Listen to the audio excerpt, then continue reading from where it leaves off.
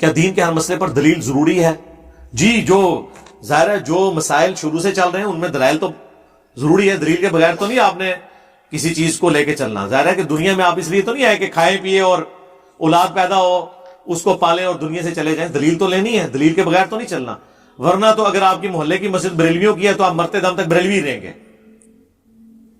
اگر دیوبندی کی ہے تو دیوبندی رہیں گے, اہل حدیث کی ہے تو اہل حدیث رہیں گے, اور خدا نہ خاصا اگر قادیانیوں کے گھر پیدا ہوئے ہیں تو قادیانی مر جائیں گے.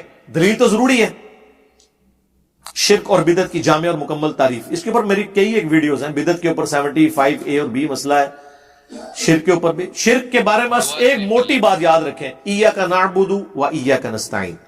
عبادت صرف اللہ کی اور دعا صرف اللہ سے. نستعین مدد, ایک عام مدد ہے جو آپ ایک دوسرے کی کرتے ہیں, وہ تو قرآن میں حکم ہے وَتَعَاوَنُوا عَلَى الْبِرِّ وَالتَّقْوَى وَلَا تَعَاوَنُوا عَلَى الْإِثْمِ وَالْعُدْوَانِ. نیکی پرہیزگاری کے کاموں میں ایک دوسرے کی مدد کرو, برائی میں الگ رہو.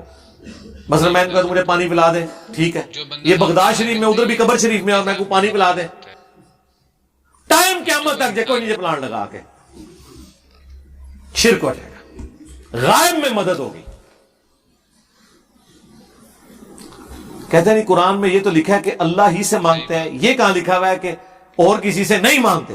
ہائے ہائے صدقے کا ماں, کتھے جا کے تم شیطان نے سٹیا یار, کتھے دماغ گیا تھوڑا. رکو ذرا, صبر کرو, جواب دیتے ہیں. لکھے ہوا ہے ابھی سرکار, ہاں جی, سورۃ النمل کی آیت نمبر 62.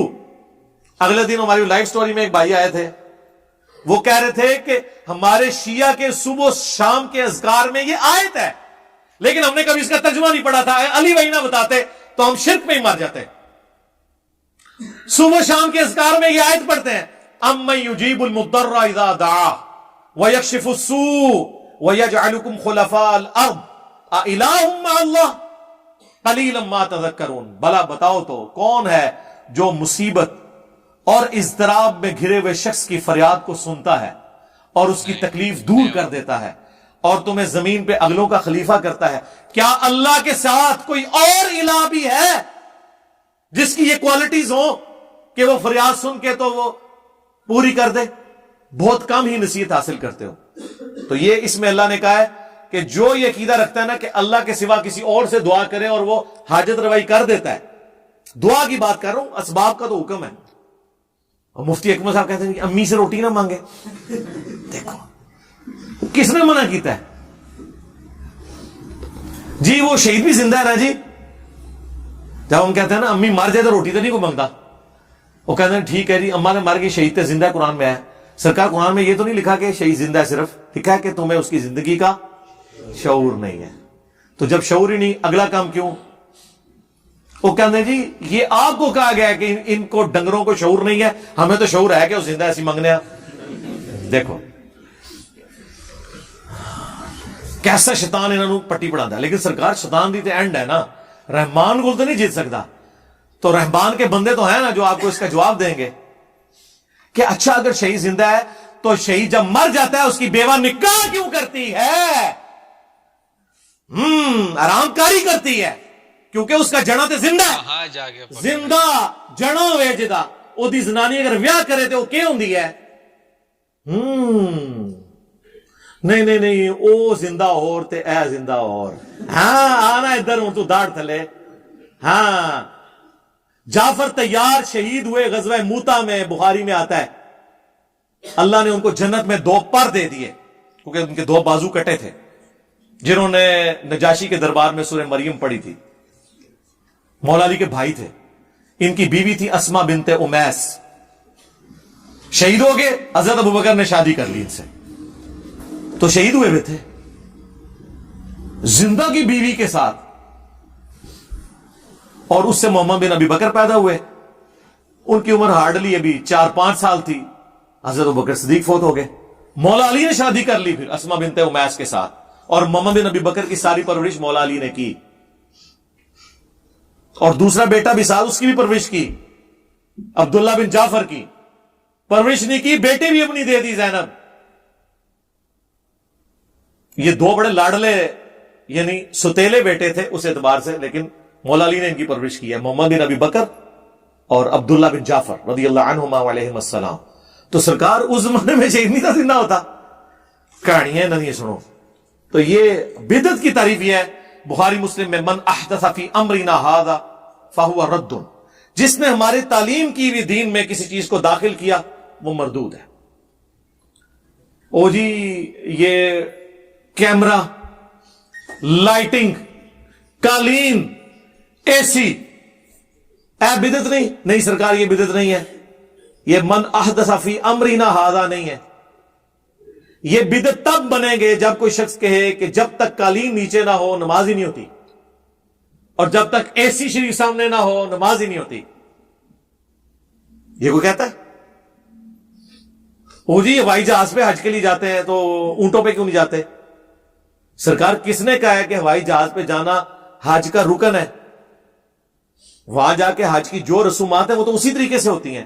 یہ تو ایک ذریعہ، اور اس کے بارے میں صحیح مسلم میں حدیث ہے جس نے اسلام میں اچھا طریقہ جاری کیا اسے ثواب ملے گا. جتنے لوگ اس پہ عمل کریں گے اس کا ثواب بھی اس کو ملے گا اور دوسروں کے ثواب میں کمی بھی نہیں ہوگی. اور جس نے برا طریقہ جاری کیا، بری بدعت نہیں، سنتن حسنتن اور سنتن سیئتن، جیسے امام بخاری نے سنتن حسنتن جاری کی ہے کہ صحیح حدیثوں کو ایک جگہ جمع کیا. یہ حضرت ابوبکر، عمر، عثمان و علی نے تو یہ کام نہیں نہ کیا.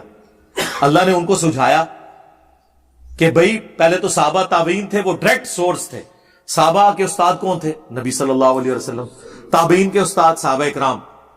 لیکن جب زمانہ دور ہوا امام بخاری کو اللہ نے یہ چیز سجھائی کہ نہیں، صحیح احادیث کو جو نسل در نسل تواتر سے سنت ٹرانسفر ہو رہی ہے اس کا ریٹن ریکارڈ رکھ لیا جائے تاکہ لوگ اپنی مرضی کی سنتیں جاری نہ کریں. یہ اتنا بڑا احسان کیا کہ آج ہم ایک گو میں 1200 سال کی چھلانگ لگا لیتے ہیں، کیونکہ 1200 سال ہو گئے اس کتاب کو. ان 1200 سال میں کتنی بدعات آ چکی ہیں.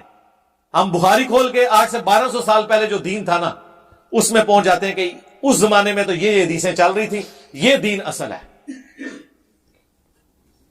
تو یہ احسان ہے نا. تو دین میں بدعت کوئی اگر جاری کرے، دین میں بدعت کیا ہے؟ یہ جو کچھ انہوں نے کیا ہوا ہے جو میں نے بتایا ہے، ہر چیز کے ساتھ کوئی نہ کوئی چیز جوڑ دی ہوئی ہے. تیجا، 40واں، درباروں کے اوپر ڈھول، مزارات بنانا، جلسے جلوس اس قسم کے کہ جن کو دین کے حصے کے طور پہ کریں. ویسے اگر درس قرآن ہو تو اس کی اصل تو موجود ہے، ہم بھی یہاں کرتے ہیں.